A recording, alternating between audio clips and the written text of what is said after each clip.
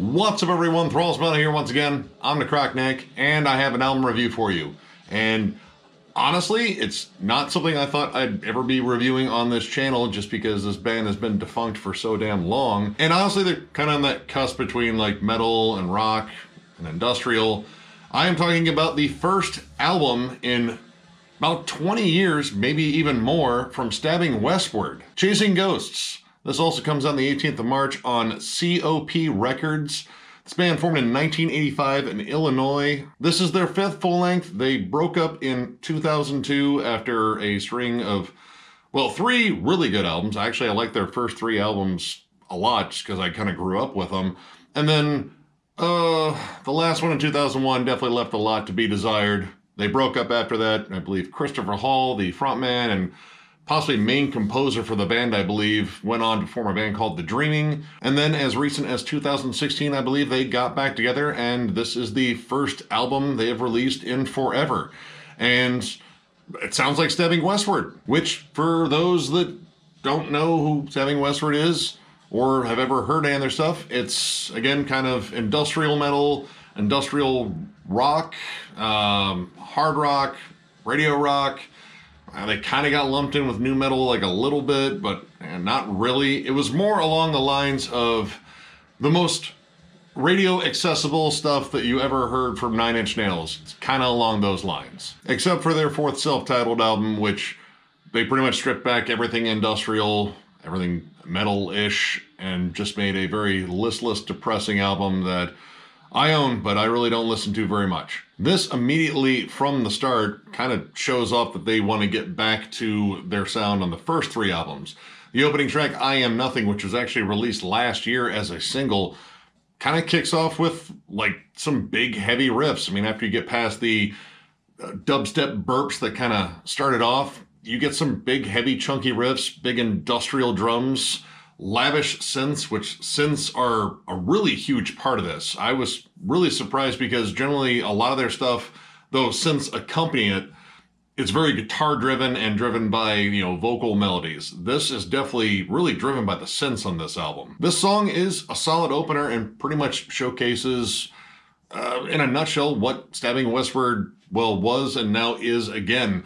Just industrial rock slash metal. The riffs are nice and heavy. Christopher's vocals sound the same. Like, he really hasn't changed much. He hasn't lost anything in terms of his delivery. You don't hear a lot of the big screams as much, but his range is still pretty good. They're very breathy vocals with, you know, punctuated shouts here and there to sort of dial up the intensity. And they deliver a solid hooky chorus right away. And from this opening track, this is pretty much what I wanted to hear from them again. Like the last album, again, left a lot to be desired. This is them kind of picking up where, well, maybe not where they left off because, again, that album's not good, but at least where they left off in terms of the bulk of their sound from Darkest Days, which I think is still a really good album. This band has always sort of straddled the line of, like, sort of arena rockers, just in terms of like accessible radio rock in the late 90s and early 2000s, just in terms of like big hooky choruses, lots of fucking lyrics about breakups. That's pretty much the theme on every single song on here. At least it seems to be. I'm pretty sure, you know, most of the album he's talking about what a fuck up he was in a previous relationship and how much he misses the chick and how much she doesn't miss him. And I don't know. It sounds like a toxic relationship. You need to get over this stuff, but at least you got it all out in one entire album. They do kind of break out of that thematically. It's still kind of in the subtext, but songs like Wasteland and Control Z, a little bit more flat out rockers, a little bit more up tempo. And they do deliver some big anthemic hooks, though it's mostly just bummer music, but it's triumphantly bummer-ish. Control Z actually kind of sounds like a post-grunge or grunge band sort of meshed up with KMFDM and sort of remixing it. It has, you know, the big kind of techno-y stomp, which the techno stomp is kind of all over this. I'll get to that later. And kind of delivering, well, music that would play on the title card of an anime. Like, it really kind of has that feel. If this had come out last year, it might have been the soundtrack to the Mortal Kombat movie if they kind of wanted to go with that full retro feel, because a lot of industrial and metal acts were on the Mortal Kombat soundtracks. It has that sort of feel, though, again, sort of more accessible, more about like big radio rock hooks just mixed with this dark atmosphere. And there's a weird contrast there because like you listen to a lot of it, you think, wow, this could have been on the radio, you know, maybe a little bit further back, but it's very dark and very dreary and maybe too industrial for like rock radio because there's a lot of electronic elements. In fact, I think all the drums on here are probably a drum machine, but they actually sound really good. Like the whole production on here sounds really solid. And for the most part, the songs are very formulaic, though they are pretty catchy. I do get tired of hearing the techno stomp on almost every track on here. The bulk of this, generally you hear a verse section where it has this sort of techno pulse with some pulsating synths and some looped samples. Sometimes the samples are a little strange. Damaged Goods, the second track, kind of loops a lot of weird breathing, like sexy breathing, I don't know, or just depressed breathing. It's breathing. It just sounds really weird. But I suppose it's effective because, surprisingly, for something that seems more geared for radio, again, like radio kind of further back, it's very dark and lush, and again, the synth work on here is probably the big standout for me. The last two tracks in particular, Ghost and The End, I think really showcase two different ends of the spectrum in terms of like how the synth work really kind of drives this. Ghost is very similar to I Am Nothing, where it is like a mid-tempo kind of heavy dark rocker, and definitely showcases them at their heaviest. Again, this isn't like death metal heavy, this isn't thrash metal heavy, this is 90s industrial metal / rock heavy. So, you know, reasonably heavy at times. But the synths are pulsating underneath. It sounds very dark and foreboding. And that really kind of helps capture the dark, kind of sinister, well, maybe not sinister, kind of mopey vibe about this. It's very just dreary sounding, and the fact that it's a synth bass underneath there, it just kind of fills out the sound in a really cool way. And then The End is pretty much completely electronic except for Christopher Hall singing over this very ambient synth line. And once again, it's about a breakup, because that's pretty much every song on here. This is a lot of breakup songs. In the 90s, that was kind of a big thing for radio rock. You didn't talk about happy shit. You talked about the horrible breakup you went through, or you just made up a story about a horrible breakup you went through.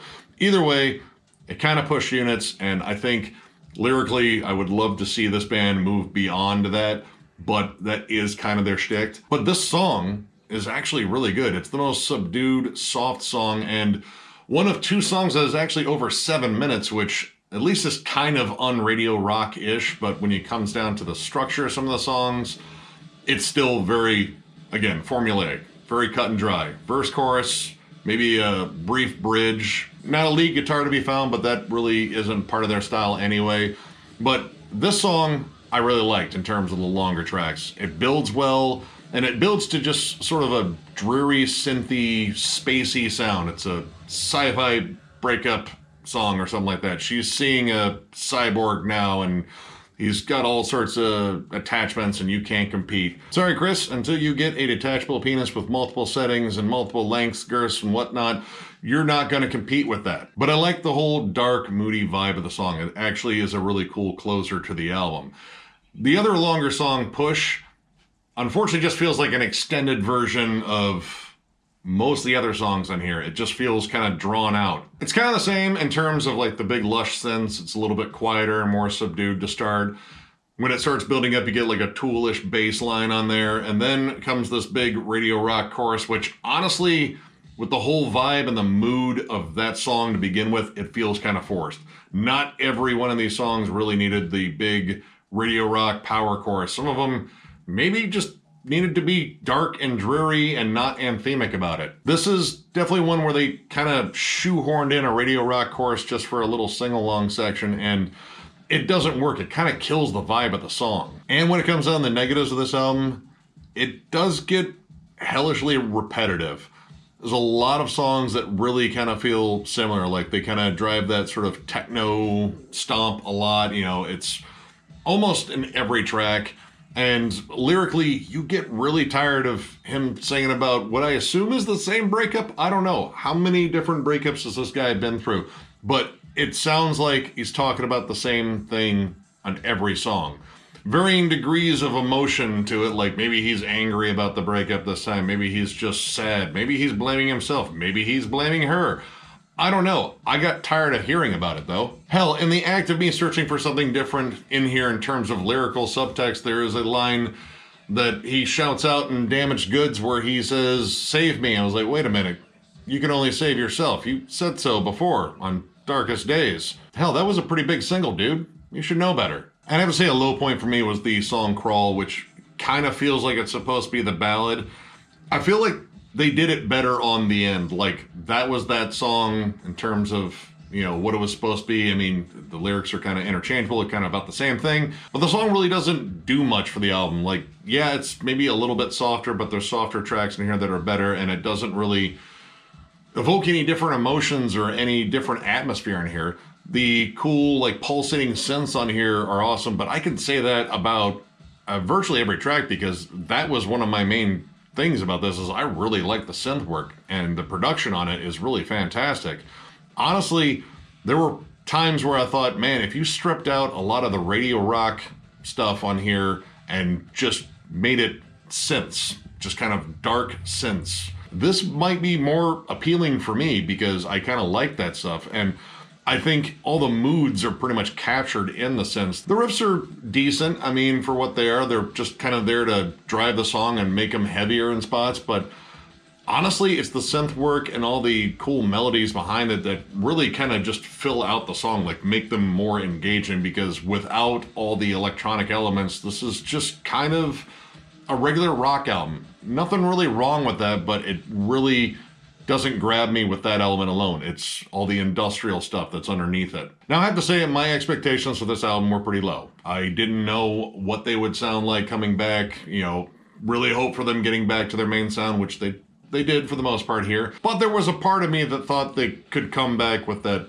self-titled album sound, and I'm really glad they didn't. And as much as I like those first three albums, it does sound a bit dated, and they haven't shown a lot of growth in terms of coming back. Like, they haven't really tried to change their sound. Like, this is a very safe album, and I would have liked to hear them take a few more chances, like, you know, maybe get a bit heavier, maybe do more like just straightforward synth stuff. I don't know, like, it kind of got stale kind of quick, but this was pretty okay.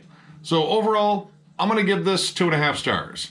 It's not like the greatest thing, obviously, because I'm only giving it 2.5 stars, but it is enjoyable to a degree. When they try to reach a little bit outside of the box, I think it sounds better. And again, the synth work on here is really fantastic. Like, it really creates a cool atmosphere in here.